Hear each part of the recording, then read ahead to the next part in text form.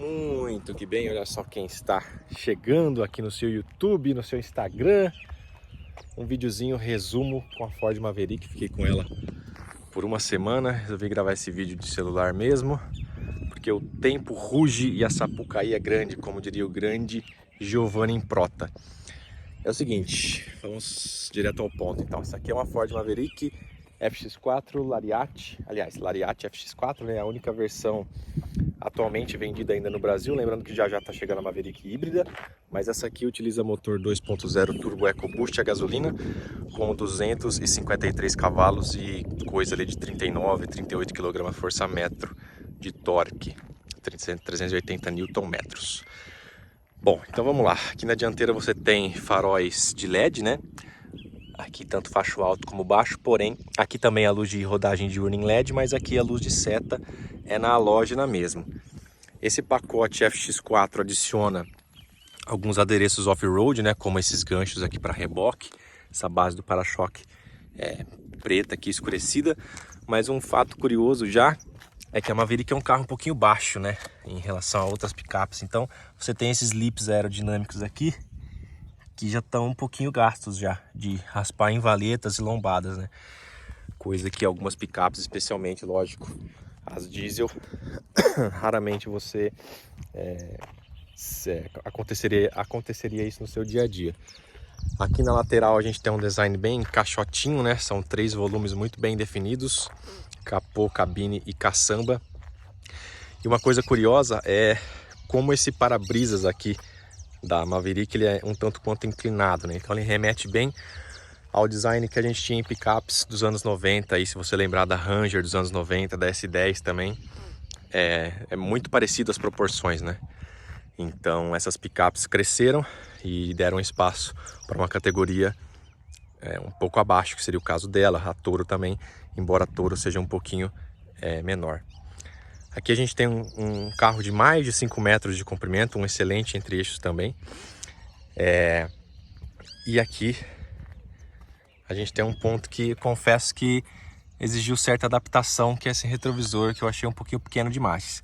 Você tem aqui até o ponto cego, né? Essa lente um pouco mais convexa para te dar um campo de visão maior. Porém, o tamanho do espelho podia ser um pouquinho maior. Se ele fosse 2 dedos maior, estava excelente já. E o BenTV está aqui querendo participar do vídeo. A gente tem freios a disco nas 4 rodas, aqui na traseira também. Aqui é um disco sólido, na dianteira é um disco ventilado.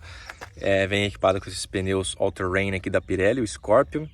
Na medida, medida 17, mas é o 225 65. Então é um pneu bastante bom até para proteger essas rodas de liga leve aro 17. Então é um pneu bem balãozão aqui, um perfil bastante elevado. A tração é integral. Aqui na traseira ela mantém aí esse design bem limpo, né, clean. Perceba na lateral como ela quase não tem vincos, né? Ela tem esse vinco aqui que acompanha a base, aliás, o topo da caçamba. E aqui você não tem nada muito, digamos, miraculoso, assim, nada muito fora do padrão, a não ser aquele vinco ali na base da porta, né? E aqui, iluminação toda na halógena, luz de freio, seta e também aqui a ré na luz também halógena, tá? Note uma coisa, a Maverick não tem sensor de estacionamento nem traseiro nem dianteiro. É um carro que poderia ter sim, ela só tem câmera de ré, lembrando, né? Um carro que tem mais de 5 metros de comprimento, o carro está trancado, vamos abrir aqui.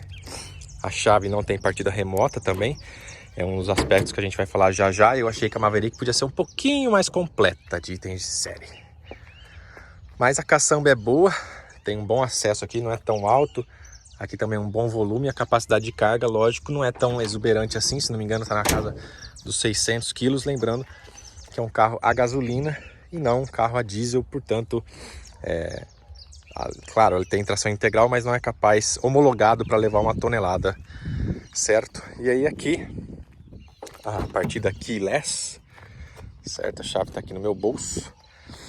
Aqui você tem um acabamento, na verdade é o seguinte, a gente não pode esquecer, tá meio difícil eu operar o celular aqui, mas A gente não pode esquecer que a Maverick é o Ford mais barato dos Estados Unidos, é o Ford de entrada dos Estados Unidos. Então o acabamento dela é de um carro de entrada no mercado americano. Então você não tem assim, lógico, você tem bancos de couro de 2 tons, aqui você tem um apoio macio, mas é só isso, você não tem muitos cromados, você não tem uma variedade tão grande assim de materiais no interior. Eu vou ligar ele aqui, só pra gente aproveitar o ar-condicionado e falar um pouquinho aqui dentro. Mas ela não tem uma variedade tão grande assim de materiais, ela abusa um pouquinho dos plásticos. Tudo isso estaria muito bem, muito certo, se ela não custasse 240 mil reais, que é o preço que ela chega aqui no Brasil. Então ela custa o mesmo preço um pouquinho mais caro na verdade, né? 2 mil reais mais caro que a Ford Ranger Black, que tem motor 2.2 turbo diesel, tração 4x2 e um visual um pouquinho mais urbano, mas lógico, a gente está falando de uma picape efetivamente média, com chassi, uma capacidade de carga maior, um carro maior. E também custa mais caro que a Fiat Toro Ultra, aliás, que a Fiat Toro Ultra, que é a versão mais cara da Toro, com motor diesel também e câmbio automático de 9 marchas. Aqui a gente tem um motor 2.0 gasolina, câmbio de 8 marchas. E aí é o seguinte, aquela questão que eu falei dos equipamentos, né? Por que o preço da Maverick é um pouquinho salgado?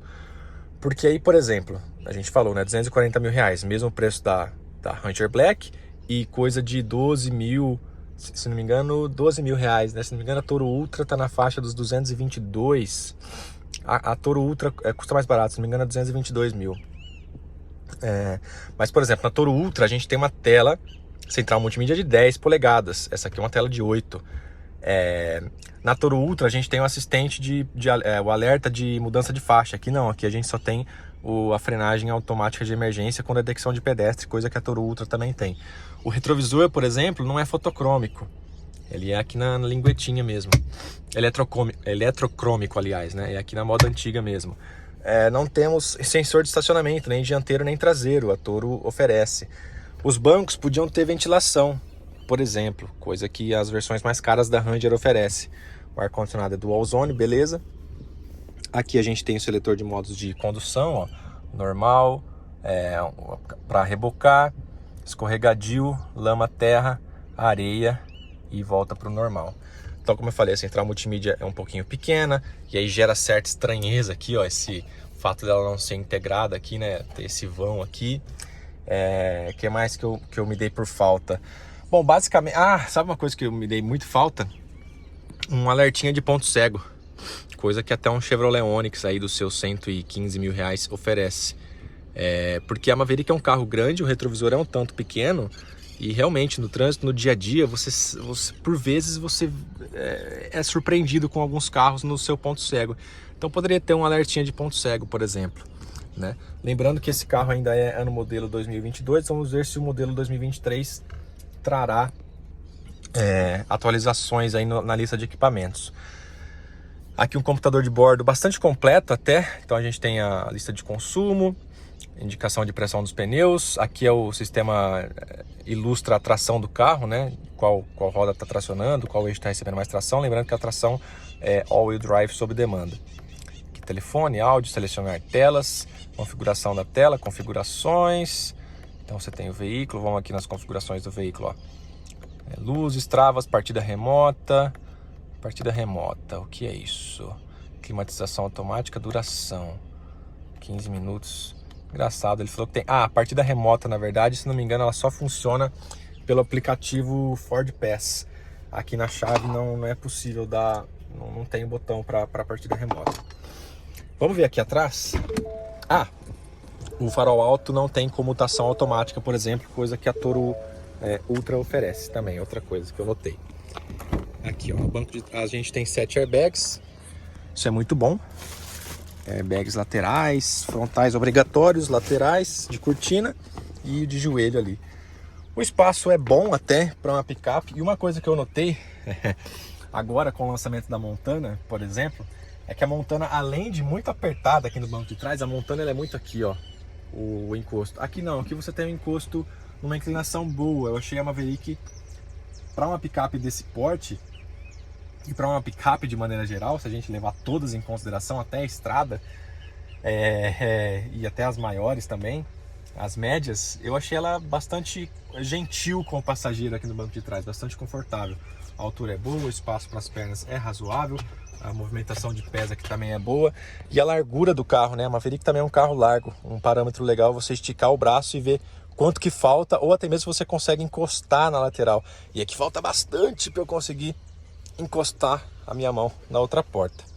Aqui a gente tem um apoio de braço com porta-copos, isso é legal. E um detalhe legal é que você pode personalizar a Maverick com vários acessórios feitos em impressora 3D. Aqui, por exemplo, é um porta-objeto que você encaixa aqui. Então ela é bem legal, ela tem esse design bem estilosinho assim, sabe? Ó, todo feito no 3D, bem legal. E aqui você tem outras vantagens de modularidade interna. É um pouquinho difícil fazer com uma mão só. Que é, por exemplo, esse baú aqui. Muito comum em picapes maiores, né, americanas, F-150, as Ram 1500 também. Então você tem esse espaço aqui bem legal embaixo do banco, que cabe bastante coisa. Isso é bastante útil, tá? Mas é isso. Resumo geral. Eu achei a Maverick um carro bastante bom de andar, bastante estável, bom de acelerar, bom de curva, né? Lógico, se tratando de uma picape, como eu falei, ela é um pouco mais baixa de altura de suspensão. Desculpe, eu estou com rinite alérgica, acho que você já percebeu. Mas é isso, a Maverick ela sofre de um mal que é o posicionamento de mercado, né? Ela infelizmente compete com versões a diesel da Ranger e também de outras picapes médias e custa significativamente mais, né? Coisa aí de quase 10% mais que uma Toro mais completa possível, né? Que a Toro topo de linha, nem tô falando das Toros intermediárias. E é por isso que você vê a Maverick no ranking de vendas sem muito destaque ali, fechando com 80, 70 unidades mês. Enquanto a Toro, líder de vendas absoluta, né, no segmento das picapes, claro, à exceção da estrada. Esse carro é importado do México. Então a Maverick, ela é sim um carro bastante magético. É impressionante a quantidade de pessoas que eu vi passar na rua de torcer o pescoço olhando para ela, de curiosidade mesmo, de perguntar que carro é esse, mas que carro que é esse? É a Toro? É a Ranger? As pessoas têm curiosidade, ela é um carro diferente do que você está acostumado a ver na rua. Eu vim para o interior de São Paulo com ela, mesmo na capital bastante gente olha, e aqui no interior ainda mais, né, que o pessoal consome mais picape, o pessoal andando na rua de virar o pescoço mesmo e olhando para a Maverick. Realmente é um carro que chama bastante atenção. Se você só viu por foto, eu acho que quando você olhar a Maverick de perto, você vai ver que ela é um carro maior até do que as fotos sugerem. Mas é isso, é um carro que sofre um pouco aí com esse preço, com esse posicionamento de mercado, né? É um carro que acaba se tornando muito de nicho, é um carro que funciona muito bem como carro de nicho, até por isso, porque é um carro mais magético, um carro diferentão, e lógico, vai entregar coisas legais, como o desempenho, a capacidade de reboque, que é um diferencial e tanto aqui para todos esses modos de reboque, né? Todas esses features que ela tem. Lógico que ela vai entregar coisas legais para o seu consumidor, mas para aquela compra racional, que muitas vezes, mesmo as picapes sendo caras, às vezes é isso que acaba acontecendo, porque é um carro que às vezes é utilizado para o trabalho, é um carro que muitas vezes para venda corporativa, né? É um carro que acaba sofrendo, porque na hora que você usa mais a racionalidade do que a emoção, você acaba vendo que outras opções te entregam mais por um preço mais convidativo. Então a Maverick acaba sofrendo um pouco com isso. Mas é um carro bem interessante. Se você tem curiosidade de conhecer, vá conhecer. Eu achei a posição de dirigir um pouquinho alta demais. Eu acho que esse banco poderia ir sim um pouquinho mais para baixo. E aqui é o papel, porque como eu falei, eu estou com rinite alérgica e eu corri o risco de vir espirrando a viagem inteira de São Paulo até aqui. Aqui um apoio de braço com meu biscoitinho de polvilho. Aqui o porta-luvas. O carro tá sujinho, tá, gente? Porque eu vim viajando hoje e já resolvi gravar esse vídeo. Não temos teto solar também, muito embora aqui, ó, na animaçãozinha, ó, de goodbye ou de boas-vindas, a artezinha que aparece é uma Maverick com teto solar. Então, olha lá, Ford raça forte, né? Como seria a tradução livre para o português. Mas é um item também que a Maverick poderia oferecer por esse preço, por exemplo, mas não oferece. Enfim, resumidamente é isso. Um vídeo curtinho, mais rápido, só para mostrar as minhas impressões da Maverick. Eu particularmente gostei. Como automóvel, ela é excelente, assim, não tem muito do que reclamar, a não ser o acabamento, né? O acabamento realmente deixa um pouquinho a desejar aí para um carro desse valor, mas lembrando, ela é o carro de entrada da Ford nos Estados Unidos. A gente tem que, quando a gente começa a pensar nisso, a gente começa a entender também algumas coisas. Mas aí, como produto, analisando perante os rivais e outras possibilidades que você pode fazer com esse preço, a Maverick acaba sofrendo um pouco. Eu acho que a Ford precisaria, ou de repente, incrementar um pouquinho mais essa lista de equipamentos, especialmente com mais itens aqui de condução semi-autônoma, e especialmente ali ponto cego, essas coisinhas mínimas, né? Retrovisor eletrocrômico, de repente trazer o teto solar, enfim. E aí você acaba, né? Ela acaba patinando, né, nas vendas dessa maneira. Então a Maverick é um carro que você geralmente não vê muito na rua, é um carro bastante raro de se ver. E então tudo isso reflete um pouco dessa questão mercadológica, né? E aí, o que você achou da Maverick? Comente aí. Como eu falei, foi um vídeo rapidinho aqui, só para mostrar. Rapidinho não, já tá com quase 17 minutos para mostrar a Maverick para vocês. Eu espero que vocês tenham curtido. Vou voltar para São Paulo agora. Esse consumo aqui, ó, já andei um pouco na cidade, mas marcou, ela fez coisa de 12 km por litro na estrada, sempre respeitando os limites da via, onde era 120, 120, 110, 110, 100, 100 e assim substantivamente, tá? Na cidade não consegui fazer uma média legal, porque estava muito trânsito essa semana em São Paulo, muita chuva, trânsito caótico, era injusto com o carro, né?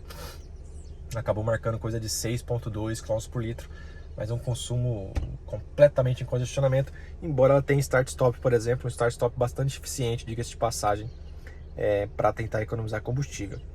Tá certo? Então é isso, essas foram as minhas impressões da Maverick. Eu espero que você tenha curtido esse vídeo. Se você tem alguma dúvida, você comenta aí, eu vou tentar respondê-lo. E é isso, conforme novos carros forem chegando na minha garagem, espero trazer sempre videozinhos rápidos, breves e pontuais, como esse, para você apreciar, tá bom? Muito obrigado a todos, fiquem com Deus, boa semana e se beberem, não dirijam. Abraços.